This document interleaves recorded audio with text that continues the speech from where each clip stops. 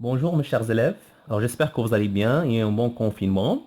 Alors aujourd'hui on va faire une nouvelle leçon et c'est la dernière leçon de cette partie de l'électricité.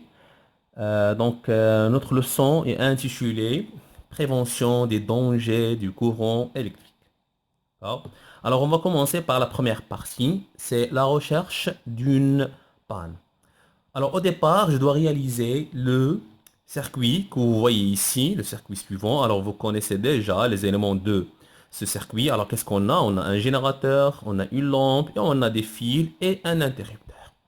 Alors au départ, donc si je remarque que la lampe pardon, ne s'allume pas.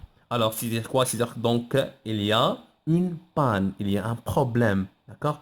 Alors donc, je dois chercher la panne et quelles sont les causes de cette panne. Au départ, donc, c'est-à-dire donc on a un problème au niveau des pôles utilisés. C'est-à-dire donc soit la lampe est grillée, d'accord?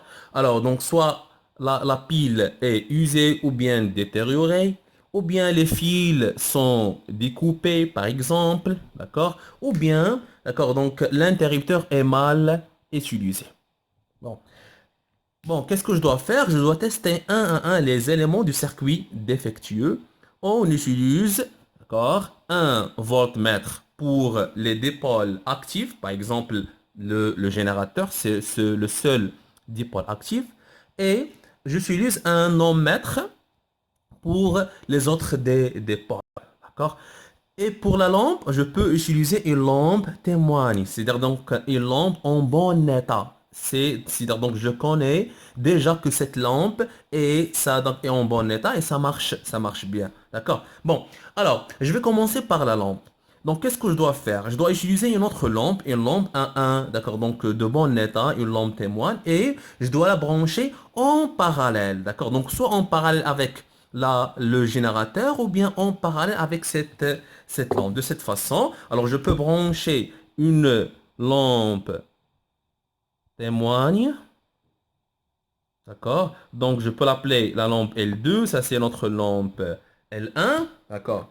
Maintenant, si je remarque que la lampe L2 brille, d'accord? Alors, c'est-à-dire que le problème est dans la lampe. C'est la lampe qui ne fonctionne pas, qui ne brille pas. Alors, donc je dois, d'accord, donc éliminer ou bien je dois remplacer la lampe L1 par la lampe L2, d'accord? Bon, alors ça c'est donc comment je peux régler ou bien localiser la panne de la lampe. Maintenant pour la pile. Alors la pile est, d'accord, donc peut-être que maintenant si la lampe ne brille pas, ne fonctionne pas, alors peut-être que le problème est dans la pile. Peut-être que le problème est dans les fils de connexion ou bien peut-être dans l'interrupteur. D'accord? Alors, qu'est-ce que je dois faire? Pour la pile, je dois utiliser le voltmètre, car c'est un dipôle qui est A actif. Peut-être que, alors supposons que là, cette pile, pardon, alors, pile délivre une tension égale à 4,5 volts. Alors, qu'est-ce que je vais faire? Je vais utiliser un voltmètre entre les bornes, d'accord? Voilà, donc ça c'est la borne COM et ça c'est la borne V. Alors, donc si cette voltmètre affiche une valeur, par exemple 0 volt ou bien 1,2 volt, par exemple, c'est-à-dire que cette pile est, comment, est, d'accord, déchargée ou bien usée. Et parfois, je peux avoir une valeur affichée par le voltmètre égale à 0 volt. Tout simplement, c'est-à-dire que le problème est dans la pile qu'on a utilisée car la pile est déchargée. D'accord? Bon, très bien. Alors ça, c'est pour la pile. Maintenant, si je trouve que le voltmètre affiche la valeur 4,5 volts, ça veut dire que, c'est-à-dire la valeur qui déjà existe sur cette pile, ça veut dire que la pile fonctionne normalement et en bon état. Alors, qu'est-ce que je vais faire? Je dois chercher la panne dans l'interrupteur. Alors, je dois vérifier tout simplement pour l'interrupteur. Est-ce que d'abord l'interrupteur est fermé ou ouvert? Alors, donc, vous connaissez que si l'interrupteur est ouvert, alors la lampe ne brille pas. Si l'interrupteur est fermé, alors la lampe brille. D'accord? Donc, très bien. Donc, si l'interrupteur n'est pas fermé, alors je dois le fermer. D'accord? Ça c'est d'une part. D'autre part, pour les fils.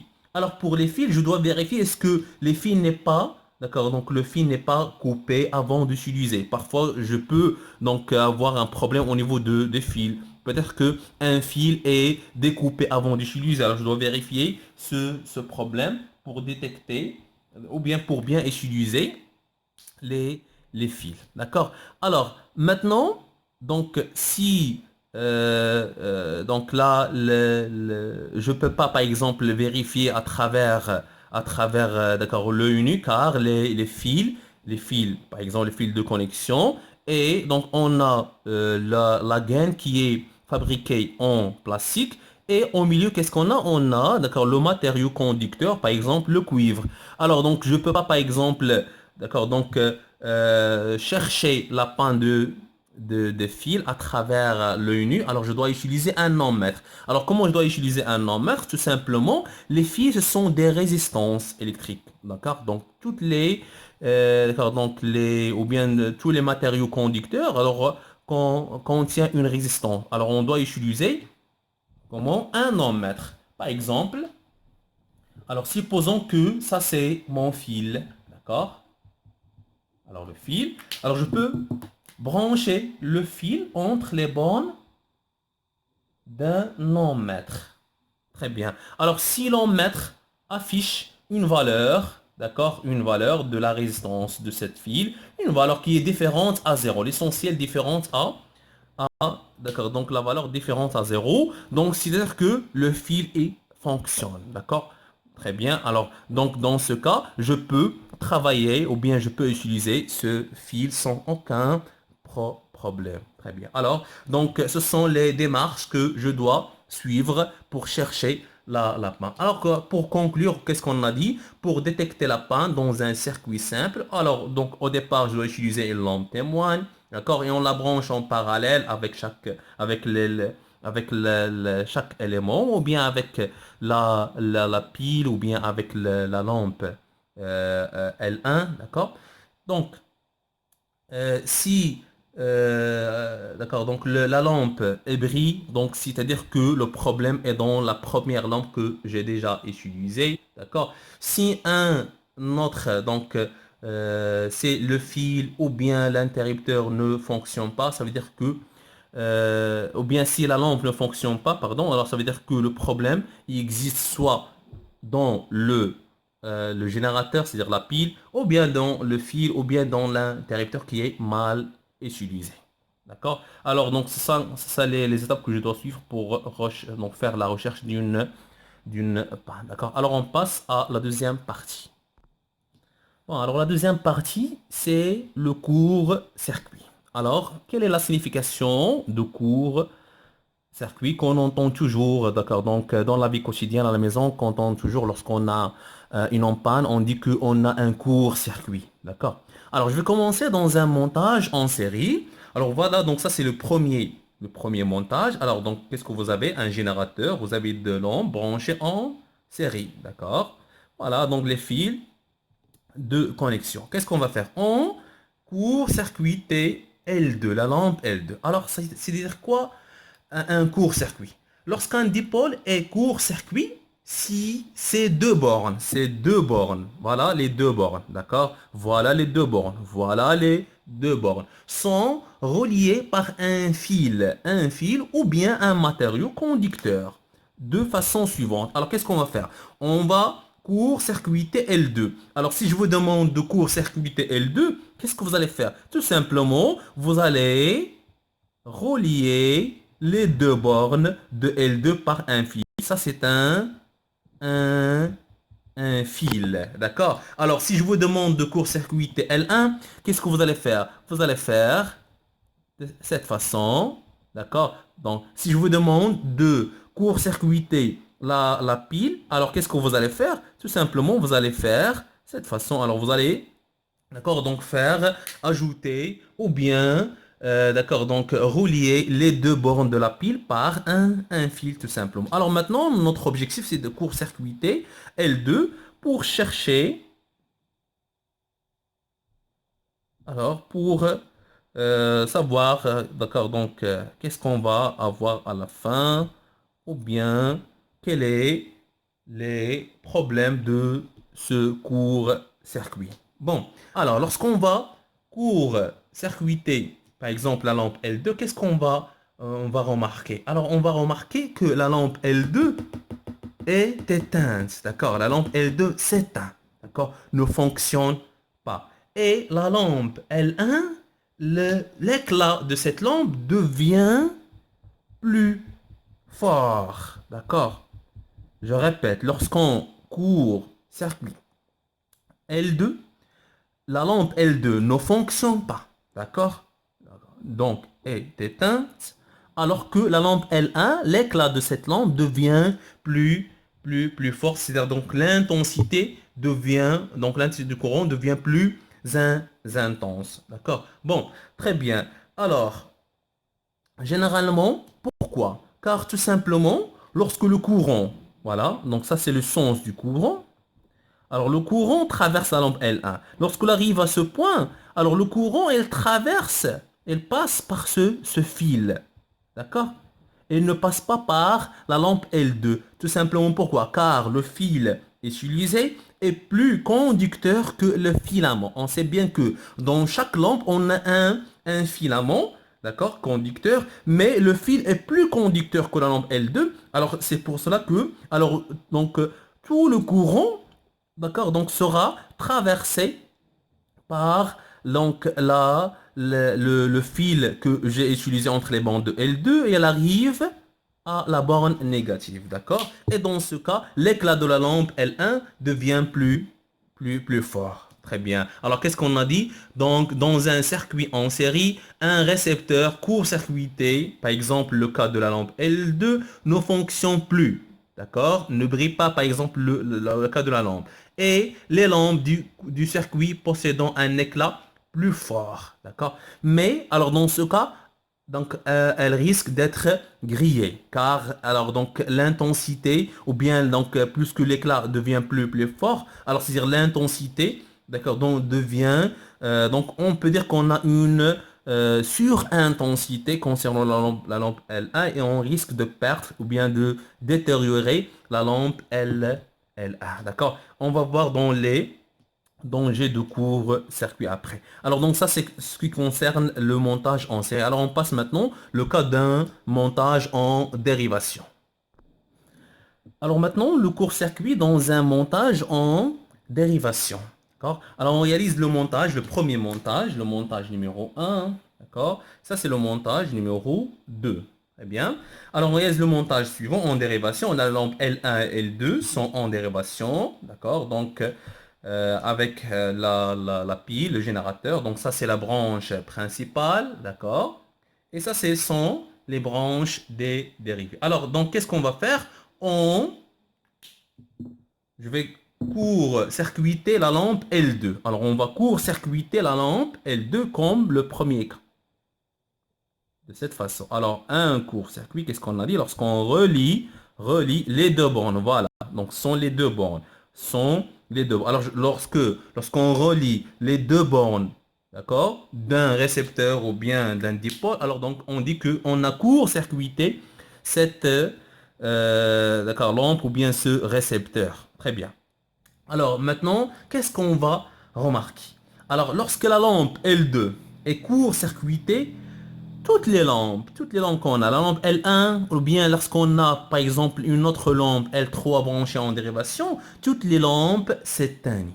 D'accord? Cessent de fonctionner. Très bien, car sont branchées, d'accord, donc entre les bornes, chaque dipôle est branché et relié aux deux bornes de l'autre. Donc, toutes les lampes, c'est-à-dire la lampe L1, cesse de fonctionner. Si on a une autre lampe L3, d'accord, donc aussi ne fonctionne pas. Alors tout simplement, pourquoi? Car lorsque le courant sort de la borne positive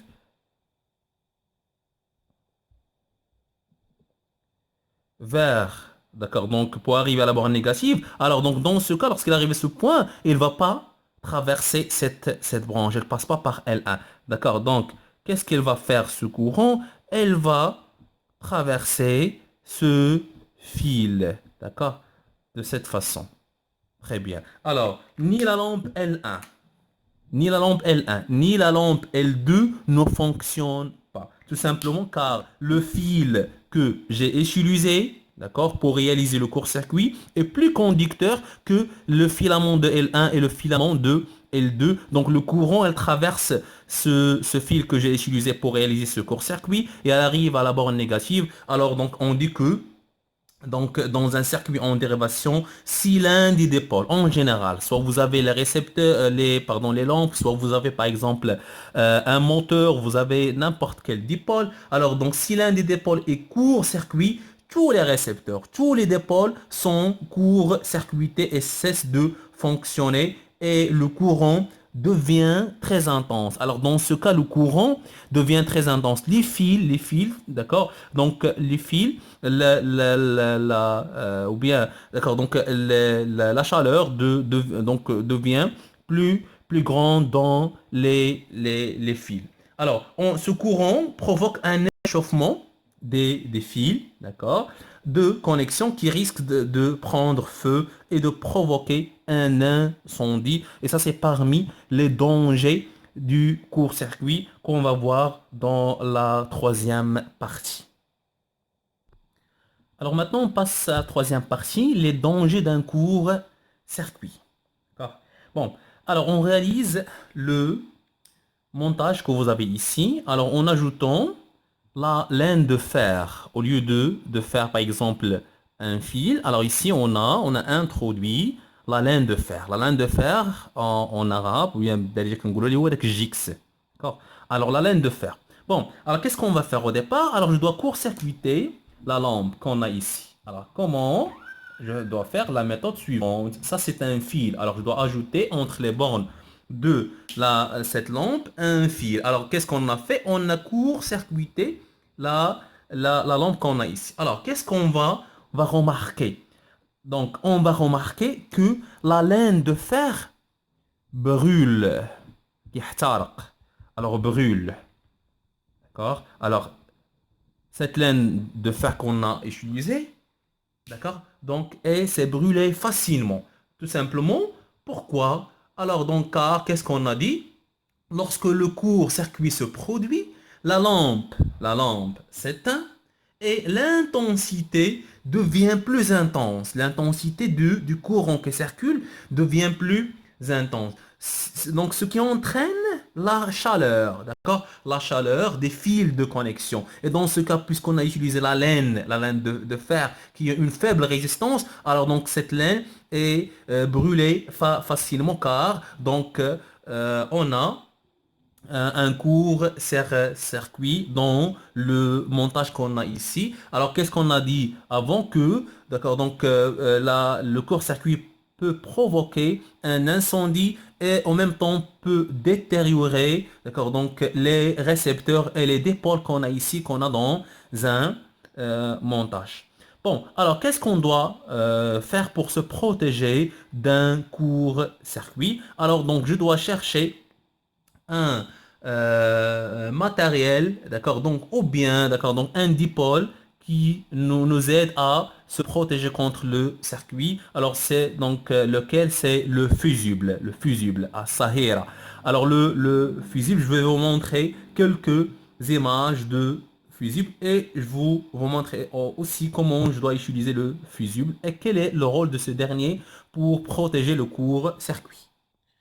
Alors voilà, donc ce que vous voyez ici, ce sont des certains types de fusibles. Alors on a un fusible en verre, le voilà. Alors on a un fusible en plastique qu'on trouve alors maintenant récemment utilisé à la maison, d'accord? Alors donc ça c'est le fusible en plastique qu'on observe ici, d'accord? Donc ce fusible, qu'est-ce qu'on a? Au milieu, alors on a un fil en plombe, rasa, d'accord, donc en plombe, pardon, alors qui fond facilement lorsqu'on a une grande chaleur, d'accord. Donc avant d'utiliser le le fusible. Alors donc ça c'est le cas normal.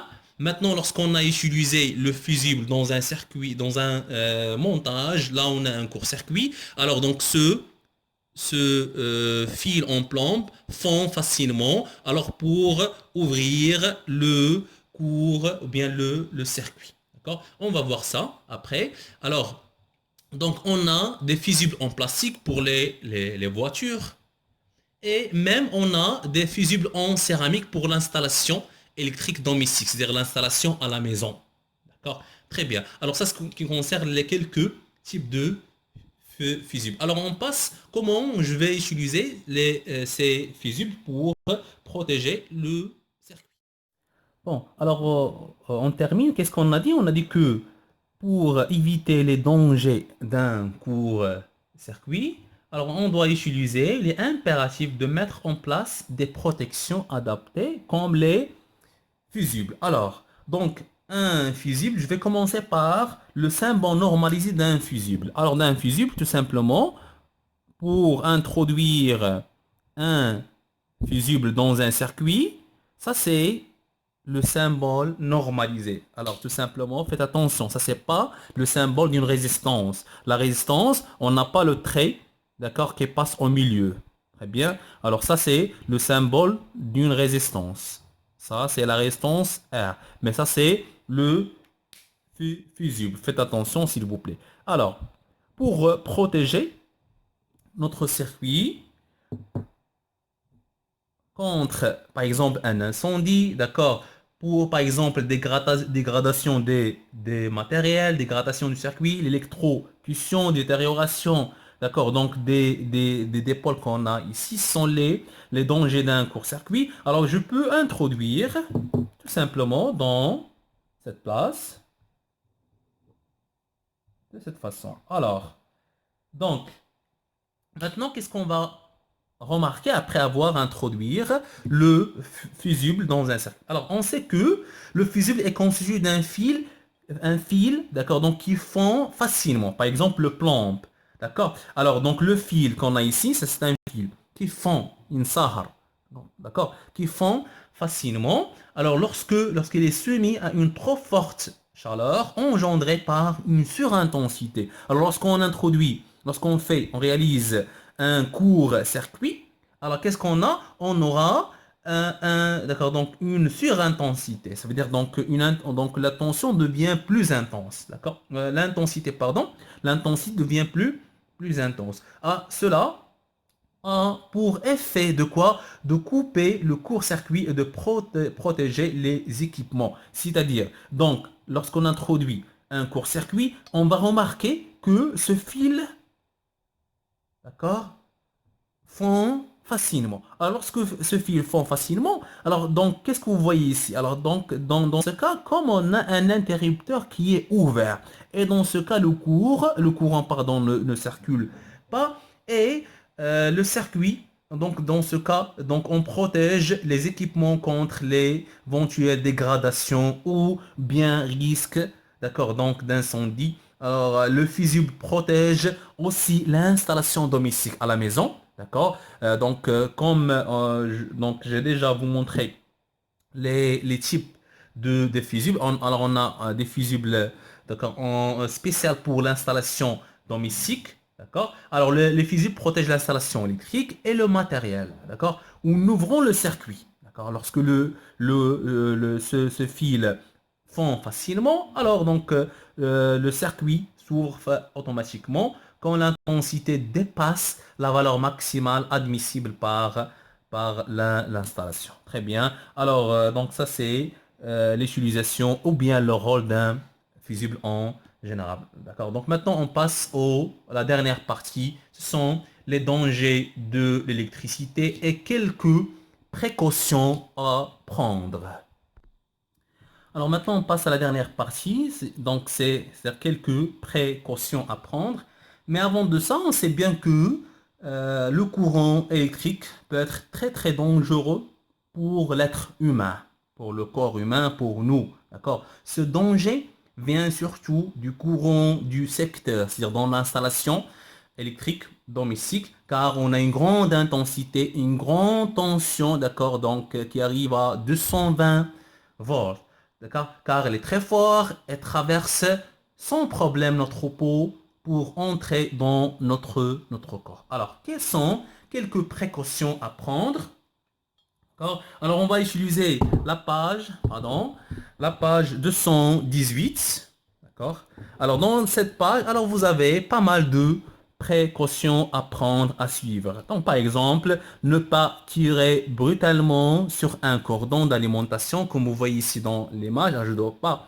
Alors, tirer, d'accord, brutalement. D'accord. Ne pas réparer un appareil sans l'avoir débranché. Par exemple, alors une personne alors qui veut par exemple réparer un appareil, alors donc il doit les débrancher avant d'accord, donc de le réparer. Ne pas introduire un objet comme vous voyez ici, d'accord, donc cet enfant, donc il a introduit un objet conducteur, d'accord, dans une prise de courant. Ça, c'est très, très dangereux à éviter, s'il vous plaît. Ne pas utiliser des appareils électriques dont l'isolation est défectueuse. Par exemple, le fil.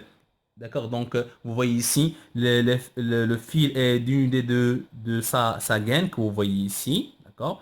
Alors, donc ne pas utiliser les appareils électriques quand par exemple, quand on a les pieds dans l'eau, d'accord, ou bien dans la salle de bain, par exemple, on ne doit pas ne jamais utiliser un appareil électrique dans un local humide, là où vous avez, par exemple, la salle de bain, d'accord. Alors, ne pas faire passer un électron, donc un fil électronique près d'une source de la chaleur, comme vous voyez ici, donc ce faire à repasser, d'accord, aller sur ce fil, alors donc on risque d'avoir alors ce problème. Alors tout simplement, ce sont les quelques précautions à prendre, à suivre. Alors on a plusieurs précautions. Donc alors on arrive à terminer cette leçon. J'espère que vous avez bien compris cette dernière leçon.